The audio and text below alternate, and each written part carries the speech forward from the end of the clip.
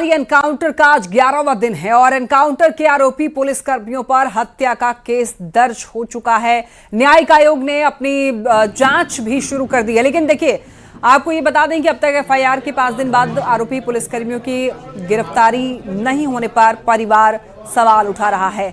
भरत तिवारी के भाई चंदन तिवारी का आरोप यह है कि जिस तरीके से पूरे मामले की जांच की जा रही है उससे इंसाफ की उम्मीद नहीं है।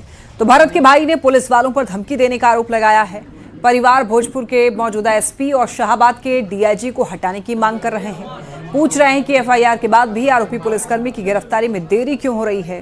भाई का कहना है कि श्राद्ध कर्म तक अगर न्याय नहीं मिलता है तो विधानसभा मार्च और सीएम सम्राट से मिलेंगे, गुहार लगाएंगे और अगर जरूरत पड़ी तो दिल्ली भी जाएंगे।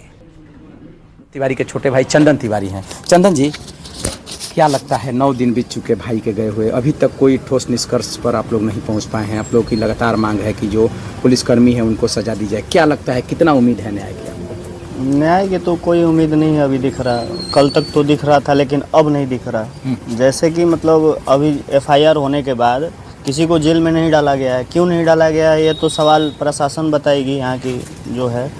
और मैं कहना चाहूँगा कि जो रिटायर जज है उनसे नहीं हो पाएगा। मैंने देख लिया उनसे बात करके, और नियुक्त जज को मतलब चाहिए। हाँ वो चाहिए। डीआईजी साहब भी आए थे, एसपी साहब भी आए थे, उनसे क्या बातचीत हुई, क्या बोले वो इस संदर्भ में?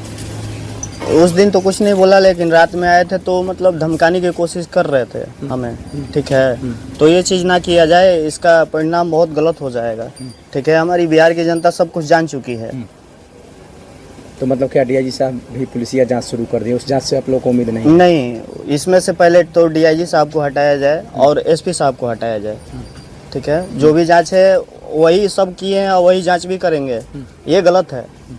ठीक है। अच्छा, एसडीएम की भी जो भूमिका है वो इसमें संदिग्ध मानी जा रही है। एसडीएम से मिलने गए थे भरत, तो क्या हुआ था? मेन वहीं से तो चालू है। एसडीएम साहब के जो भी आप भैया का वीडियो देख रहे हैं उन्हीं का नाम ले रहे हैं, भैया एसडीएम साहब। कुछ तो है ऐसा बात कि जो गुप्त है, जो कि हमारे एसडीएम साहब ही बताएंगे। ठीक है, हम लोग लगातार पहले दिन से लगे हुए हैं, उसी दिन से न्याय की मांग हो रही है, लेकिन कोई ठोस पहले तो आप बोलिए इनसे, आप भी सवाल जाके कीजिए थाने पे कि अभी तक एफआईआर होने के बाद उसको जेल में क्यों नहीं डाला गया। जितने भी पुलिस अधिकारी हैं उनको जेल में क्यों नहीं डाला गया अभी तक।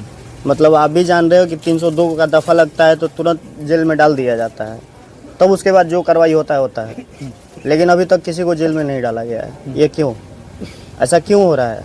तो क्या लगता है, आप लोगों ने कहा है कि श्राद्ध कर्म तक, महापंचायत में ये ऐलान हुआ कि श्राद्ध कर्म तक कुछ नहीं हुआ तो फिर विधानसभा घेराव? हाँ जाएंगे, हम जाएंगे, सम्राट चौधरी जी के पास भी जाएंगे, दिल्ली भी जाएंगे। लगातार परिजन अपनी मांग को लेकर के अड़े हुए हैं और उनका साफ तौर पर कहना है कि जिस तरह से भरत तिवारी की इनकाउंटर में मौत हुई है उसको न्याय मिले, उसको शहीद का दर्जा दिया जाए, तभी वे लोग मानेंगे, अन्यथा इनकी जो लड़ाई है वो लगातार जारी रहेगी। चंदन कुमार, न्यूज़ 18, बिलौटी, भोजपुर।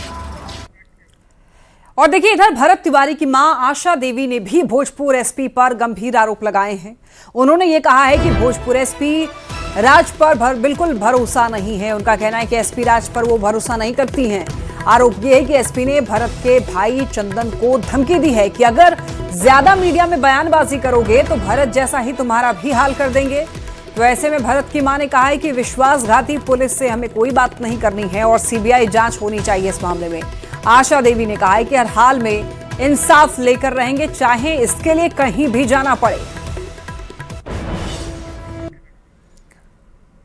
तो भरत तिवारी की मां अब मीडिया के सामने खुलकर बोल रही हैं कि पुलिस से काम नहीं चलने वाला है, सीबीआई जांच इस पूरे मामले पर होनी चाहिए। खासतौर पर वो आरोप लगा रही हैं पुलिस पर, एसपी पर, साथ ही साथ चंदन को धमकी दी जा रही है कि भरत जैसा ही हाल कर देंगे। खुद मां का यह कहना है। इधर लोक जनशक्ति पार्टी रामविलास के सांसद और पार्टी के बिहार प्रभारी अरुण भारती ने कहा है कि भरत तिवारी एनकाउंटर मामले में जांच शुरू हो चुकी है। प्राथमिकी दर्ज होने के बाद कानूनी कार्रवाई की जा रही है। तो ऐसे में जांच रिपोर्ट आने पर जो भी दोषी होगा उसके खिलाफ निश्चित तौर पर कार्रवाई की जाएगी और किसी भी हाल में दोषी को छोड़ा नहीं जाएगा। प्रक्रिया है एफआईआर होना, और इस मामले में पहले भी मुख्यमंत्री जी ने कहा है, सरकार ने कहा है कि जो भी दोषी पाए जाएंगे उनको बख्शा नहीं जाएगा। उसके तहत अगर कार्रवाई हो रही है तो बिल्कुल इसका स्वागत होना चाहिए। और अभी जांच के बाद जो भी दोषी पाए जाएंगे सरकार कार्रवाई करेगी। अपराध को लेकर के जीरो टॉलरेंस की नीति चल रही है।